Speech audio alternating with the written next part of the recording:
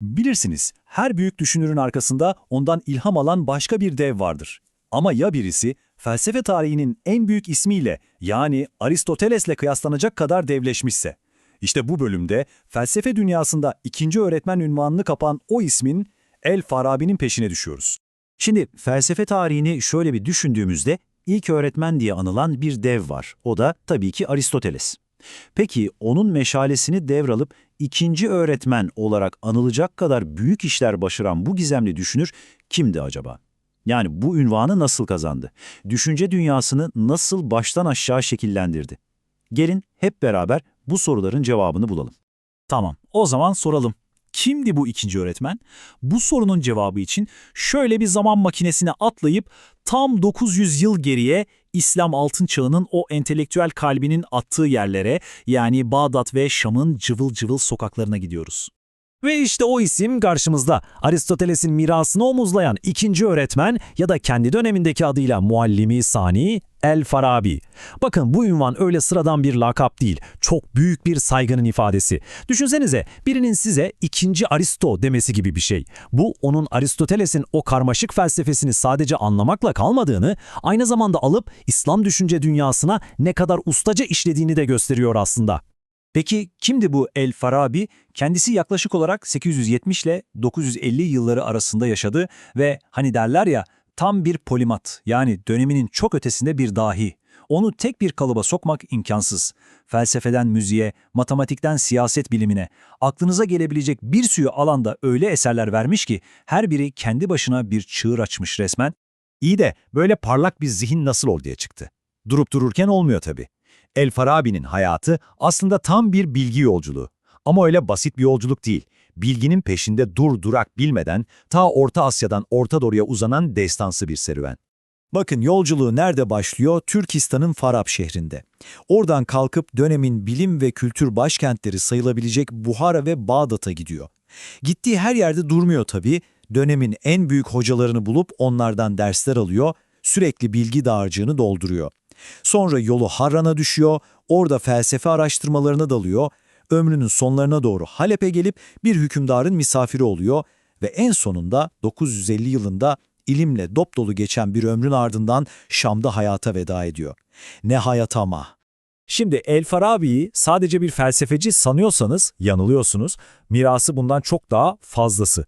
Gelin şimdi onun en somut, hatta belki de en şaşırtıcı bilimsel katkılarından birine bakalım. Yani sesin gizemini nasıl çözdüğüne. Şöyle bir düşünelim, duyduğumuz seslerin arkasında ne var aslında? Mesela bir çanın çınlaması, bir udun o güzel tınısı, bunlar nasıl oluyor da kulağımıza geliyor? İşte bu, kulağa basit gelen ama aslında çok derin olan sorunun bilimsel cevabını ilk verenlerden biri, evet, El-Farabi'ydi. Sese getirdiği tamamen fiziksel açıklama o dönem için resmen bir devrim niteliğindeydi ve onu zamanının fersah fersah ötesine taşıdı. Peki bu devrimi nasıl yaptı? Bakın, tam bir bilim insanı gibi adım adım ilerliyor. 1. Gözlem. Fark ediyor ki ses aslında nesnelerin titreşmesinden başka bir şey değil. 2. Deney. Sadece fark etmekle kalmıyor, deneyler yapıyor ve bu titreşimlerin dalga boylarına göre nasıl değiştiğini kanıtlıyor. 3. Uygulama. Ve işte en müthiş kısmı da bu. Bu keşif sadece teoride kalmıyor. Elde ettiği bu bilgileri alıyor ve kanun, ud gibi müzik aletlerinin yapımı için yepyeni pratik ilkeler geliştiriyor. Müzik ve fiziği birleştiriyor resmen. El-Farabi'nin yaptıkları sadece yeni bilgi üretmekle sınırlı değildi. Bir de durup demiş ki, yahu bu kadar bilgi var, biz bunu nasıl bir düzene sokacağız? Ve kalkmış, tüm insanlık bilgisini organize etmek gibi devasa bir işe girişmiş. O güne kadar kabul edilen bütün sistemleri temelden sarsan yepyeni bir sınıflandırma geliştirmiş. Şimdi bakın, o güne kadar bilimler nasıl sınıflandırılıyordu? Antik Yunan'dan kalan bir sistem vardı, üçlü ve dörtlü sanatlar diye ikiye ayrılıyordu. İşte El-Farabi geldi ve bu yapıyı resmen yıktı. Onun yerine çok daha mantıklı bir temel üzerine kurulu yeni bir sistem getirdi. Fizik, matematik ve metafizik. Sakın bunu basit bir liste değişikliği gibi görmeyin, bu bilginin doğasını anlama ve sınıflandırma biçimimizde köklü bir zihniyet devrimiydi. Ve bu yeni sistem o kadar sağlam, o kadar kullanışlıydı ki etkisi sadece İslam dünyasında kalmadı.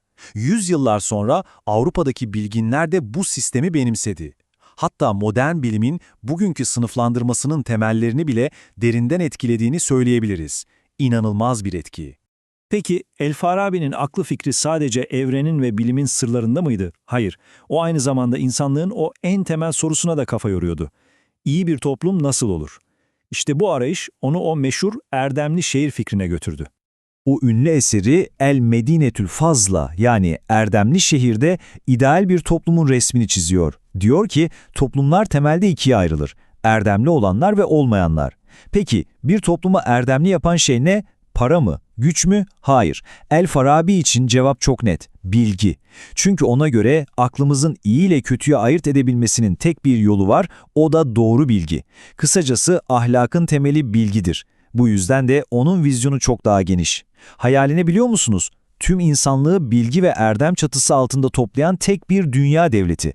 Ve şimdi El-Farabi'nin tüm felsefesini özetleyen, onun hem evrene hem de insana bakışını tek bir potada eriten o en derin, en kapsayıcı fikrine geldik. Ne diyor Farabi? Evren büyük bir insandır, insan ise küçük bir evrendir. Bu söz onun dünya görüşünü anlamak için adeta bir anahtar gibi. Yani evrenle insan arasında kopmaz, doğrudan bir bağ kuruyor. Düşünün, evrenin kendisi makrokozmos yani büyük evren, insan ise onun bir yansıması, bir özeti gibi. Mikrokozmos yani küçük evren. Peki bu kulağa biraz karmaşık gelen fikir bizim için ne ifade ediyor? El-Farabi'ye göre en yüce erdem olan bilgi bizim oturup ürettiğimiz bir şey değil. Yani bizim zihnimizin bir ürünü değil. O tıpkı yıldızların düzeni gibi evrenin kendisinde var olan ilahi bir bilgidir ve zaten doğuştan içimizdedir. Bizim görevimiz ne peki? İşte o içimizdeki küçük evreni keşfetmek ve o bilgiyi ortaya çıkarmak. Düşünün, El-Farabi tam 1000 yıl önce erdemli ve adil bir toplumun temelini bilgiye dayandırdı. Onun bu kadim bilgeliği bugün tam da bizim önümüze çok güçlü bir solu koyuyor aslında. Eğer erdemin temeli gerçekten de bilgi ise biz bu yaşadığımız bilgi çağında neyin temelini atıyoruz? Ve bu temeller üzerinde nasıl bir gelecek inşa ediyoruz?